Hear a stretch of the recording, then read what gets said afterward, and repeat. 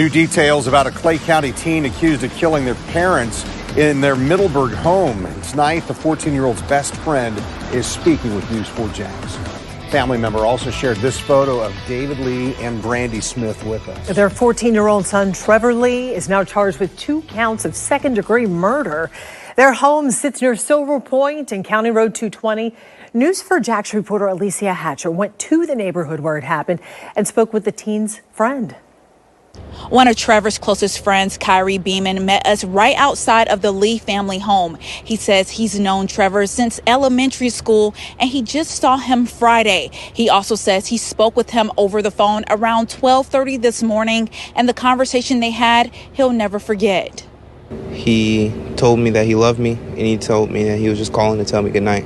The best friend of a teen now accused of murder replays the last conversation they had before learning the shocking news. Crime scene tape lined a Middleburg neighborhood Monday morning after a chilling 911 call from a 14-year-old boy. Our 911 communications center received a call from a young man who stated he had just killed his parents. He stated that deputies could find his parents at the house and that he had walked just over a mile away to a church. Deputies responded and arrested 14-year-old Trevor Lee.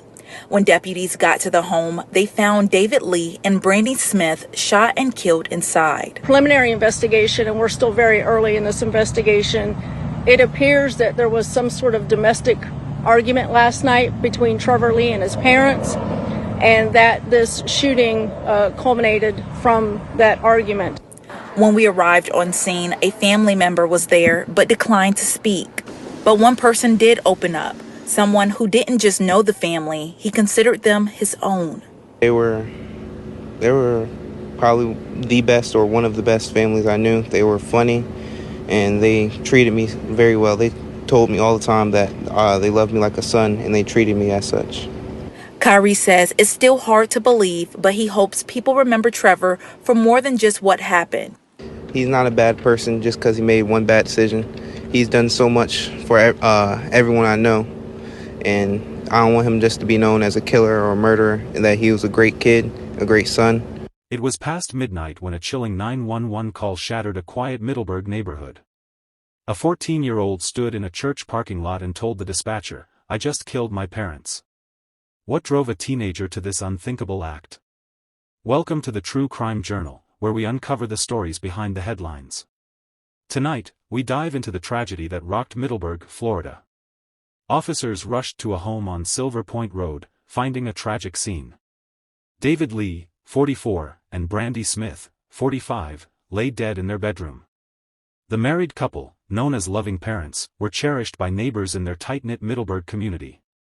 Authorities identified the caller as 14-year-old Trevor Lee, who walked 1.4 miles to a church parking lot on Fleming Island and dialed 911.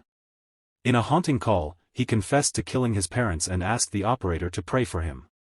Deputies arrested him at Cross Point Church without incident.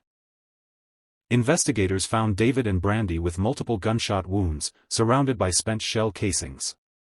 The Clay County Sheriff's Office believes the weapon belonged to the family, and the shooting followed a heated argument the night before. Authorities call it an isolated domestic tragedy as they dig deeper. Neighbors and friends were stunned, calling the Lees a loving family. Trevor's best friend, Kyrie, said, "They treated me like a son."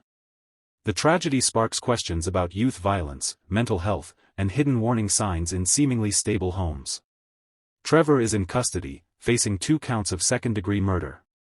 Prosecutors must decide if he'll be tried as a juvenile or an adult, a choice that will define his future.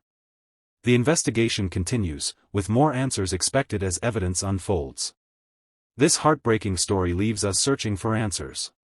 Like and subscribe to the True Crime Journal for updates on this case. Hit the bell to stay in the loop and tell us below, what warning signs were missed.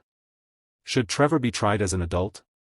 The silence of that night still hides a final secret. Join us to uncover it.